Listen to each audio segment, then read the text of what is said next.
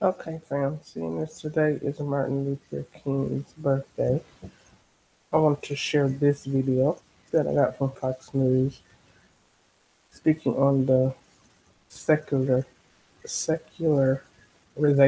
of Martin Luther King. I swear I can't talk sometimes. But anyways, with that being said, I want y'all to hear these gentlemen's points of views.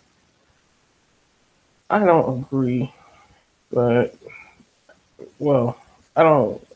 Let me not say I don't agree because then I'm gonna sound all messed up because I don't want to say who it is I don't agree about. But anyways, with that being said, just let me play the video because of yeah, well I say something I don't have no business saying. And I ain't trying to be like that today, you know. Not on today.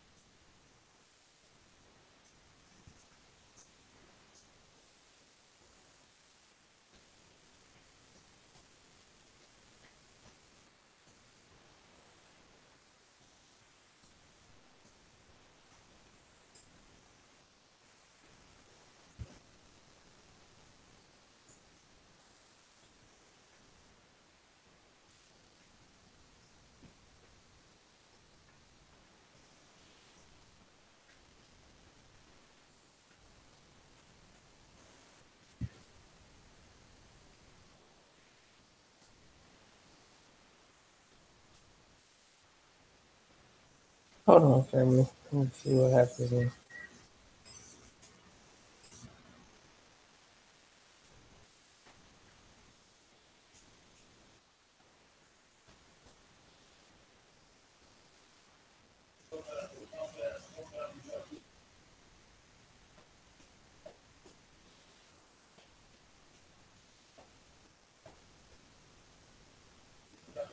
Doctorate was in theology. The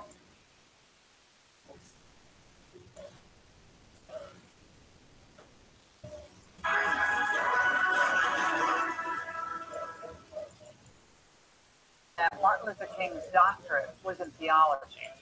The left have been diligently scrubbing much of the religious references from King's legacy, ignoring his deep Christian faith as the source of his activism on behalf of equality.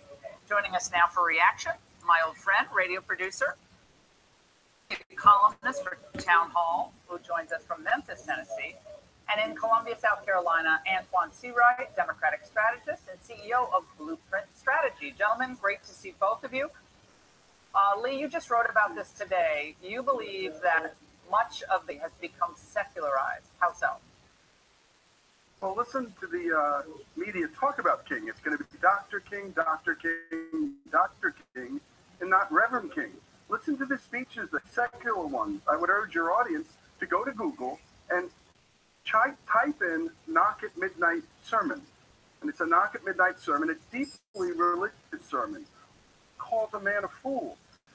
Indeed, the source of Martin Luther King's inspiration was a book called the Bible, which he quoted more than any 100 books combined, Laura. A graphic of the speech you're talking about, the sermon you're talking about.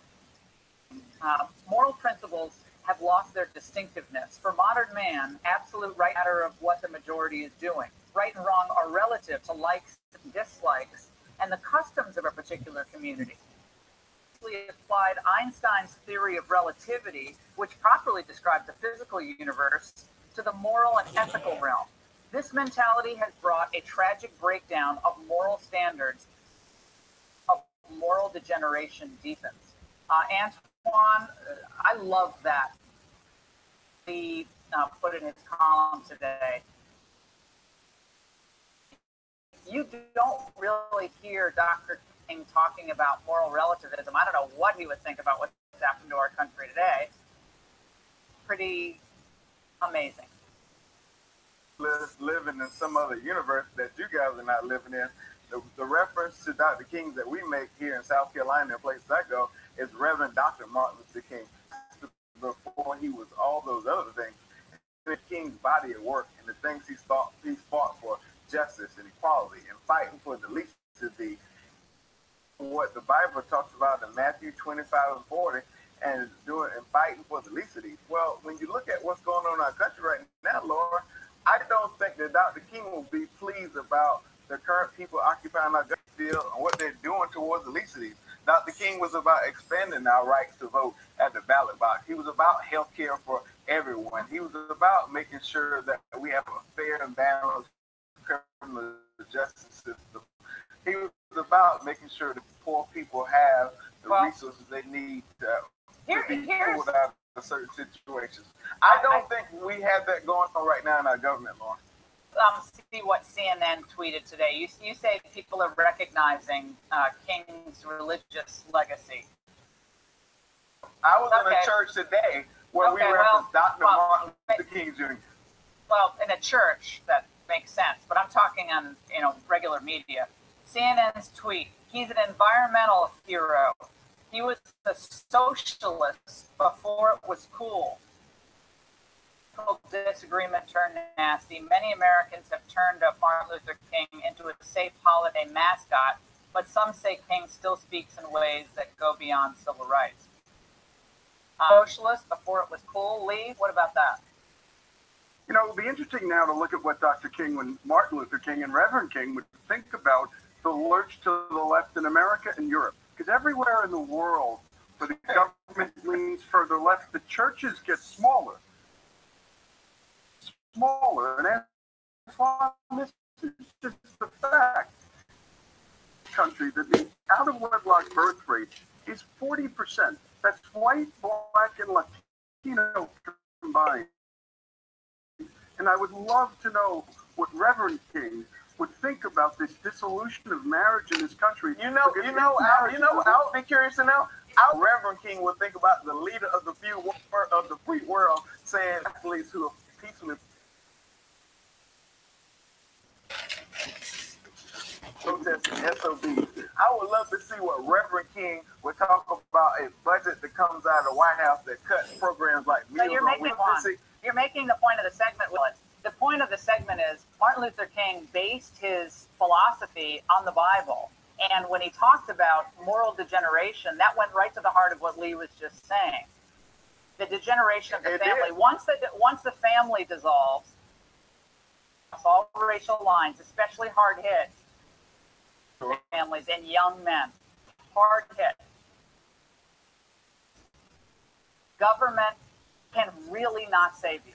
It can't save you. Well, we have to save ourselves. Government can be a bootstrap for a number of people to pull them out of certain situations. It's called investing where we need to be. We've tried it for 50 years.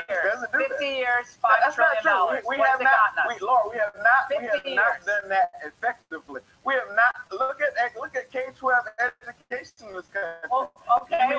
Are you for school choice? Certainly, I am totally against school choice because it will eventually lead us back to a place of segregation. So you want to keep the kids? Okay, all right. So no, what I want to do is invest. I want to invest equally, Laura. I want to invest equally in schools. We're out of time. But what I would like, you certainly can't blame Trump for Chicago. Blame Trump for Baltimore. We don't know what Martin Luther King would probably think about it. It's so easy to point back to those situations, but what I can blame Trump for are policies in this country that really hurt a certain segment of the population. That's what I can't blame Trump for. I don't know what Barack Obama did for 8 years. Don't talk when I'm talking, and I'll let you talk. But Barack Obama was president for 8 years. We had skyrocketing crime among hard-hit communities that Martin Luther King did care a lot about. In Baltimore, and so you're going to point to, and it wasn't on Donald Trump's watch. It wasn't on Donald Trump's Democrats running those cities who are keeping people angry. That the solution, guys, a great segment.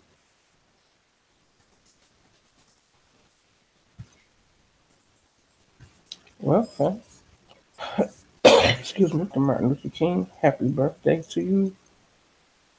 And this is what it's come to. on Dr. Martin Luther King's birthday. They want to argue about whether he was devoted more towards religion. What difference does it make? Just understand what was the fight about. Get with that part. But who am I? Get in the comments, guys. Let me know what you feel about that one. And I'm out, fam.